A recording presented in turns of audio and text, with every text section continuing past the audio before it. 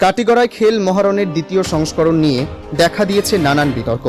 মুখ্যমন্ত্রীর উদ্যোগে শুরু হওয়া এই খেল মহারণে প্রতিভাবান খেলোয়াড় বাছাই করতে লক্ষ লক্ষ টাকা বরাদ্দ করা হয়, কিন্তু অনেক খেলোয়াড়ের অভিযোগ তাদেরকে এই প্রতিযোগিতার সুযোগ থেকে বঞ্চিত করা হয়েছে।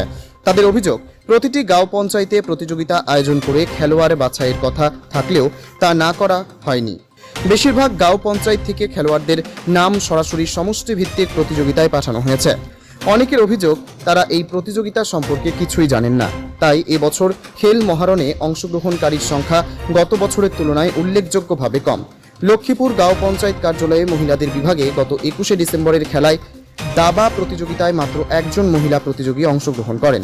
প্রতিযোগীরা আরও অভিযোগ করেন, অন্যান্য দিন দুপুরের খাবার সরবরাহ করা হলেও এদিনের প্রতিযোগিতায় শুধুমাত্র ব্রেকফাস্ট হিসেবে কলা ও ব্রেড দেওয়া হয়েছে। এতে খালি পেটে প্রত্যেক প্রতিযোগীকে বাড়ি ফিরতে হয়েছে। এছাড়া খেল মহারণকে কেন্দ্র করে অনেকে বিতর্ক সৃষ্টি হয়েছে। অনেকেই এই খেল মহারণকে রাজনৈতিক মহারণ বলেও মন্তব্য করেছেন।